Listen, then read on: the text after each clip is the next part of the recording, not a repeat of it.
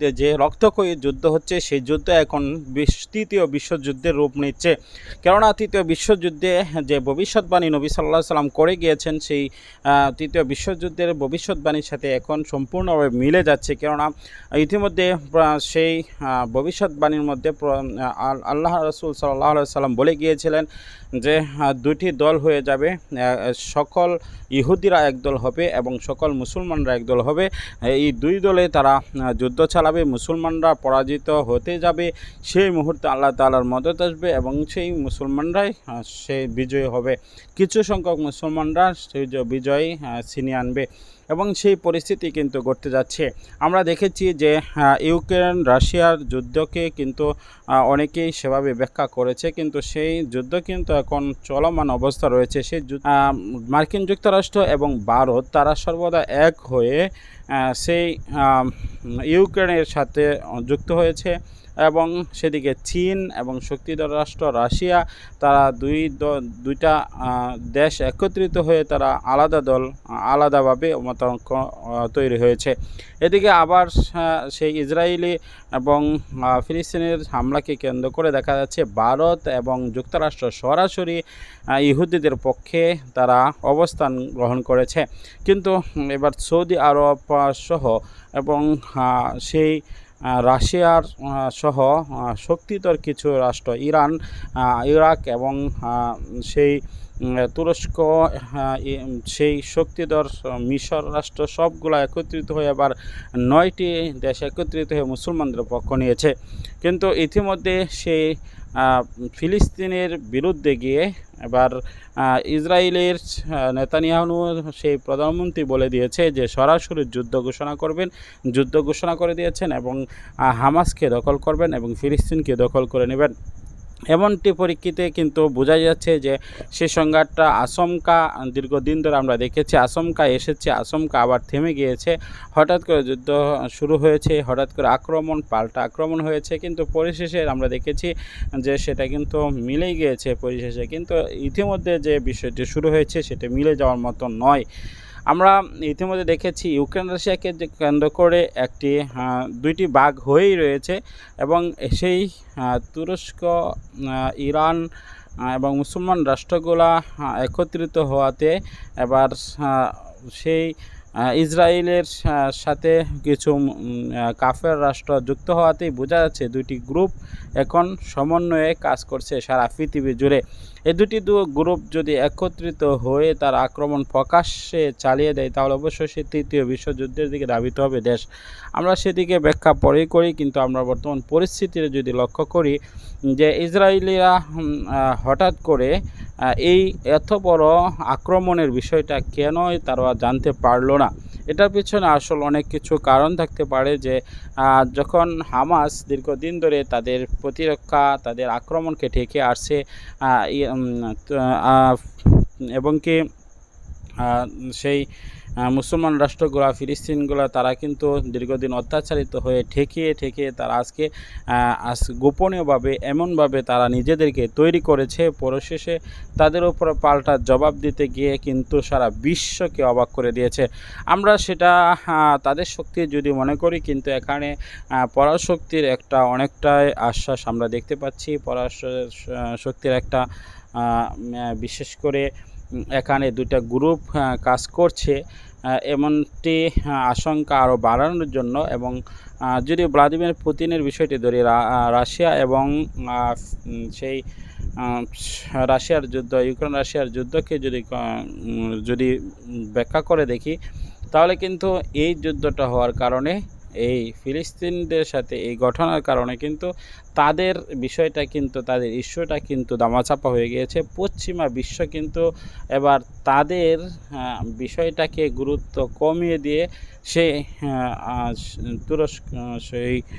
ফিলিস্তিনিদের যুদ্ধের ঘোষণাটা কিন্তু এবার কঠিনভাবে নিচ্ছে। এদিকে রাশিয়া কিন্তু সুযোগে সে কাজ বনিয়ে দিতে পারে।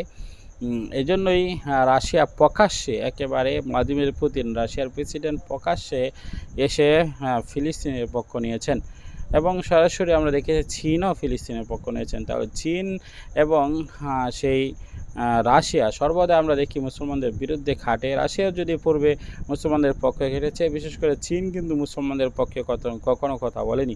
এবার একত্রিত হওয়ার মানেই বোঝা যাচ্ছে যুক্তরাষ্ট্রকে চাপ দেওয়া এবং যুক্তরাষ্ট্রকে শায়েস্তা করা। বিষয়টা এমন হয়েছে যে এখন যুক্তরাষ্ট্রকে খেপিয়ে তুলবে। যুক্তরাষ্ট্রের সাথে যে ইউরোপীয় ইউনিয়ন রয়েছে এবং যে শক্তিধর পশ্চিমা বিশ্ব রয়েছে, জোট রয়েছে, সেই জোটগুলো কিন্তু বিশেষ করে ভারতও কিন্তু একত্রিত হয়ে তারা এই ফিলিস্তিনের বিরুদ্ধে মাঠে নামবে। আর এই ফিলিস্তিনের বিরুদ্ধে মাঠে নামার পর কিন্তু তারা হঠাৎ করে সেই চীন এবং রাশিয়াকে একেবারেই খুঁজে পাওয়া যাবে না, কেননা তারা কিন্তু বন্ধুত্বের হাত বাড়িয়ে দেয়নি মুসলমানদের। তারা কিন্তু যুদ্ধটা লাগানোর জন্য এবং এটা যেন আরও কঠিনভাবে লেগে যায় সেজন্যই কিন্তু তারা যুক্ত হচ্ছে এবং উস্কানি দিচ্ছে মাঝখান থেকে, সেটাই আমরা বুঝতে পারছি। মাঝপথে যে তারা ছেড়ে চলে যাবে মুসলমানদেরকে এবং ফিলিস্তিনিদেরকে, হামাসবাসীদেরকে, সেটা কিন্তু ইতিমধ্যে বোঝা যাচ্ছে। এই জন্য কাউকে বিশ্বাস করে অন্যের নির্ভরশীলতা হয়ে আক্রমণ চালানো এবং পাল্টা জবাব দেওয়া কখনো উচিত হবে না। কেননা সর্বদাই কাফের মুশরিকরা তারা হলো চিকন ষড়যন্ত্রকারী হতে পারে তাদের নিজেকে বাঁচানোর জন্য, এবং তাদের যে বিতর্কত দ্বন্দ্বগুলা তাদের দেশের উপর না চালিয়ে অন্য দেশের উপর চালিয়ে তারা ট্রাই করছে, শক্তি দেখাচ্ছে, গোপনে গোপনে শক্তি দেখাচ্ছে। আমরা যদি একটি প্রকাশ্যে উদাহরণ দিয়ে বলি যে আপনি আপনার কোনো বিষয়, আপনার যেটা বাড়িতে এখন খারাপ হওয়ার কথা ছিল, যে বাড়িতে ঝগড়া হওয়ার কথা ছিল, সেই ঝগড়াটা যদি অন্যর বাড়িতে হয় সে কিন্তু অন্যের সেই বাড়িওয়ালা ফেসে যাবে। মাঝখান থেকে আপনি ঝগড়ার শক্তি খাটিয়ে চলে আসবেন, তার উপর আঘাত করে চলে আসবেন। ঠিক তেমনি এমনটি হচ্ছে রাশিয়া, ইউক্রেন রাশিয়া তারা প্রকাশ্যে যুক্তরাষ্ট্রের বিরুদ্ধে না করে, চীন প্রকাশ্যে বিরুদ্ধে না করে, তাদের দেশের উপরে প্রভাব না ফেলিয়ে অন্য দেশকে উস্কিয়ে দিয়ে কিন্তু তারা সেই প্রভাবটা খাটাতে চাচ্ছে, আমার এমনটি মনে হচ্ছে। আর এজন্যই হামাসকে এবং ফিলিস্তিনিদেরকে তারা উস্কিয়ে দিচ্ছে এবং উস্কানি দিয়েই কিন্তু তারা পরবর্তীতে হারিয়ে যাবে। এখানে কিন্তু স্পষ্ট সেটাই বোঝা যাচ্ছে। এখন ইসরায়েল যেভাবে খেপে গিয়েছে হামাসবাসীদের উপর, এই আক্রমণটা যে করেছে হামাস, সেটা কিন্তু রীতিমতো অনেক দিন পর্যন্ত সেটার জবাব দিতে চাইবে ইসরায়েল। সেই জবাবে পাল্টা জবাব কি দিতে পারবে হামাস? হামাস আপনারা জানেন ইতিমধ্যে সেটা কিন্তু অত্যন্ত গরিব একটি রাষ্ট্র। সেখানে অধিকাংশ মানুষ বাহির বিশ্বের অনুদানের উপরে খাবার নির্বাহ করে থাকে এবং তারা সেভাবেই খাবার দাবার সব কিছুই করে থাকে। এবং তারা এই মুহূর্তে তারা যে আক্রমণ চালিয়ে যাবে ইসরায়েলের মতো একটি শক্তিধর বেঈমান রাষ্ট্রগুলোর সাথে, কেননা আমরা দেখি যে মুসলমানরাও যদি মুসলমানদের পাশে প্রকাশ্যে না দাঁড়ায়, কিন্তু কাফের মুশরিক বেদিনরা, বিশেষ করে ইহুদিরা কিন্তু একের পর এক তারা যুক্ত হয়ে যায় কোনো একটি সাধারণ ইস্যুকে কেন্দ্র করে, দলবদ্ধ হয়ে তারা মাঠে আক্রমণ করে। এমনটি কিন্তু বোঝা যাচ্ছে তাদের এই বিষয়গুলা কে লক্ষ্য করলে বোঝা যায়। কিন্তু সাধারণত আমরা যে বিষয়গুলো সামনে আসছে, যে আমরা দেখতেছি যে হামাস তাদের উপর আক্রমণ করে ফেলেছে। ইতিমধ্যে আপনারা অনেকেই বলছেন যে হামাস তারা নিজস্বভাবে, ফিলিস্তিন তারা নিজস্বভাবে ইতিমধ্যে ড্রোন তৈরি করেছে এবং তারা ইতিমধ্যে গোলা বারুদ কামান তৈরি করেছে এবং বিশেষ করে যুদ্ধযান তৈরি করেছে। কিন্তু তারা যতই তৈরি করুক না কেন, একটা গরিব রাষ্ট্র, তারা পর্যাপ্ত পরিমাণ সেই যুদ্ধাস্ত্র নিয়ে তাদের মাঠে নামতে হচ্ছে কিন্তু ইতিমধ্যে। আর সেটার মদত দিয়েছে প্রাথমিকভাবে রাশিয়া এবং চীন এবং তুরস্ক এবং ইরান, এই শক্তিধর রাষ্ট্রগুলো। কিন্তু এই শক্তিধর রাষ্ট্রগুলো যতটুকু তাদেরকে অনুদান দিয়েছে, কিন্তু আমরা দেখতে পাই যে চীন সর্বদাই মানুষের সাথে ঝগড়া লাগানোর মতো ব্যস্ত থাকে, যেন তাদের যুদ্ধাস্ত্র বিক্রি করতে তারা সহায়তা লাভ হয়। সে বিষয়টা আমরা অবশ্যই অবগত আছি যে কোনো দেশে যুদ্ধ না লাগলে কিন্তু কোনোভাবেই তাদের যুদ্ধাস্ত্র বিক্রি হবে না। ঠিক তেমনি আমরা দেখি যে বিশেষ করে যারা, সেই উদাহরণটা আমরা নাই দিই, যেভাবে গ্রামাঞ্চলে যারা সুদে ব্যবসা করে তারা কিন্তু সর্বদাই চিন্তা করে যে বিপদ এসেই থাকুক, তারা যেন তাদের কাছে গিয়ে হাত পাতে, তারা যেন টাকা দিতে পারে। যদি বিপদ না হয় কারো, তাহলে তাদের কাছে যাবে না, তাদের ব্যবসা বন্ধ হয়ে যাবে, এমনটি কিন্তু তারা মনে করে। আমি যেটা বুঝতে পারি যে তাদের অবস্থা দেখে, কেননা তাদের কাছে কখনো হাওলাত চাওয়া যায় না। সেই উদাহরণটি আমি নিয়ে আসলাম এই কারণেই যে এখন একই অবস্থা হচ্ছে যে যুদ্ধ লাগিয়ে দিয়ে চীন সর্বদাই তারা যুদ্ধস্ত্র বিক্রি করতে চাচ্ছে, এবং সাথে সাথে ইসরায়েলের শক্তিশালী দেশের সাথে যুক্তরাষ্ট্র যুক্ত হচ্ছে, এজন্যই তারা যেন যুদ্ধাস্ত্র পাঠাতে পারে। ইতিমধ্যে কিন্তু জাহাজ ভর্তি যুদ্ধাস্ত্র পাঠিয়ে দিয়েছে ইসরায়েলে।